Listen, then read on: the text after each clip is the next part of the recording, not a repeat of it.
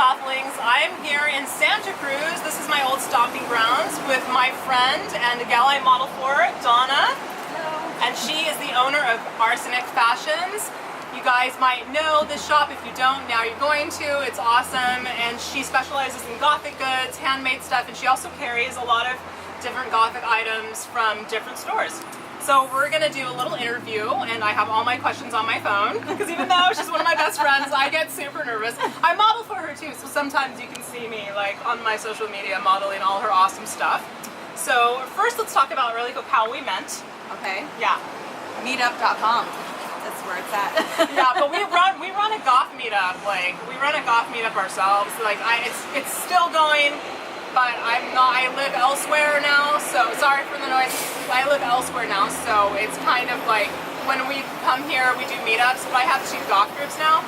And I remember we met at a Ren fair, and I thought you were amazing. I was like, you're gorgeous! And, and I remember like, I used to read about her in Gothic Beauty magazine. She had a spread in Gothic Beauty magazine, and when she asked me to model, I was really excited, but I didn't want her to know that I knew what her shop was, because I was like, I was like elated. I was like, oh my god.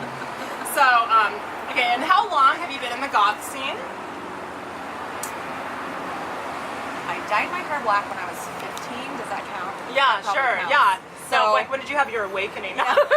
15, 16. 15, yeah, me Which too. would have been early 90s.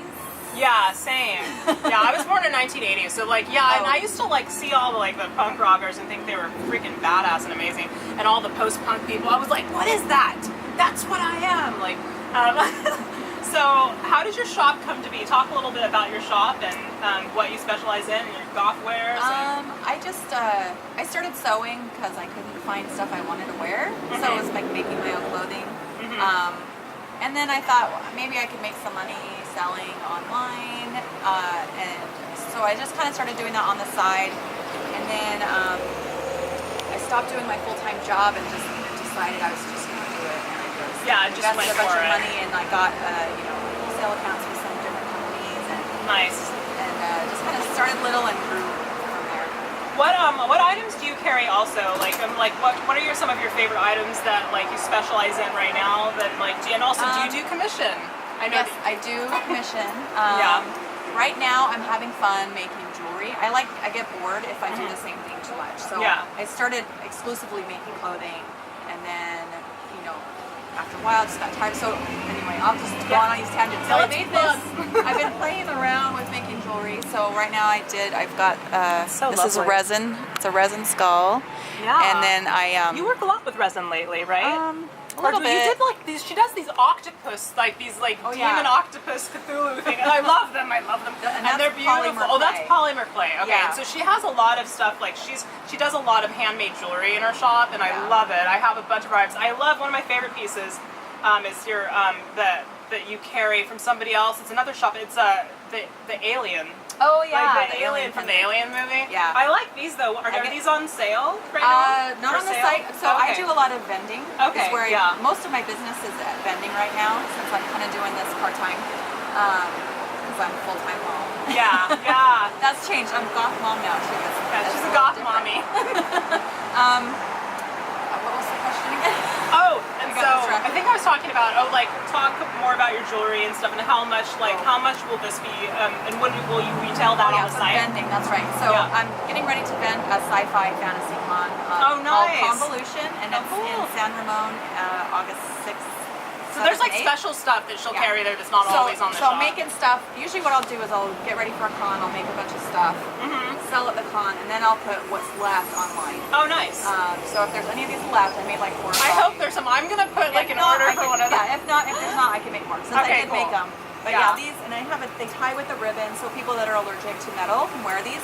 Yeah. I mean, like, not this. And also, if you ever see anything that I'm wearing that's hers, that's handmade by her, and there's no more left, like on my Eternal Winter page, on my fan page, or on one of my videos, you can just request to her, like, could you make me something like that? Or if she has the same fabric. And so she's awesome. So my next question being a small business owner, how do you feel about the trendy new shops that try and cater to goths? And like I myself try to cater mostly to smaller owned businesses like yourself. Right. What do you think we can do as a goth community to really help businesses out besides just shopping there? Right. So those are two questions. The first one is, how do you feel about the big, trendy... Where are the big trendy stores selling goth stuff? Just like online. Like, how do you feel about that? Well, so I had a physical store, right? Yes. So I've been online only, and then I was physical store. My business was always a little bit bigger, right? Yeah. So if there is a physical store where you can walk in and buy stuff, you need to go. Yeah. You need to shop there, you need to send your friends there, you need to send your family there to buy your stuff. Yeah. Because it's hard for any kind of business right now with competing with the internet and all the big box stores that are also competing on the internet. Yeah. And kind of taking over. So basically, shop there. I know you said aside from buying it, but really that's all. Just shop there and just try to get the word out. Like, we have social media now, and it can be a blessing and a curse. For us, I think it's more a blessing. And good reviews too. Yeah, good reviews. People are more likely to leave a bad review because they're upset than a good because they're happy. So if you leave good reviews, honest reviews, good. If you are going to leave a bad review, maybe contact the store owner first so they can fix the problem. Instead of being like a dick.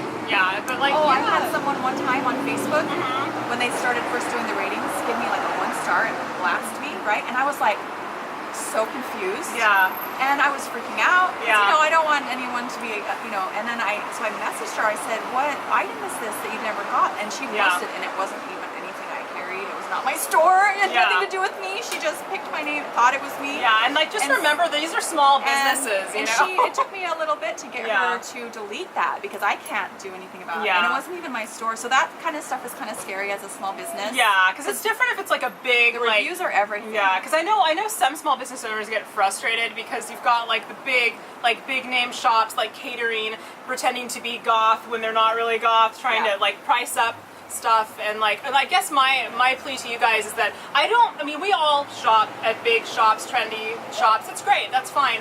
But really, like as a goth person in the goth community, I really try to support smaller owned businesses first because those things are like, I don't want our community to die out. And there's a lot of DIY. We can always do stuff ourselves, but I miss like the days, when it was mostly like smaller stuff and I could go get things. And yes, I know there are some people that are like, oh, it was so much harder back then and it's so easy to go online. I get it, to get whatever from some big business, but now there's not a place to hang out and meet. Yeah, used to be able to go shopping and you'd see definitely. That's why I definitely recommend like cons to you guys. If you guys go to like what is it, there's like if there's like Edwardian Ball or like a goth festival or art festival, and just connect with people because it's awesome and you can get like a lot of really cool handmade goods that you would not necessarily get and it wouldn't be as special, so. Yeah. I babbled a lot. I hope I'm a good interviewee. I love you, Donna. We're going to go into this vegan eatery now and fill ourselves with yummy vegan food. So thank you very much for answering my questions. Thanks for having me on your YouTube channel. Yeah. All right, watch Eternal Winter and shop at Arsenic Fashions. ArsenicFashions.com. ArsenicFashions.com. All right. Thank you.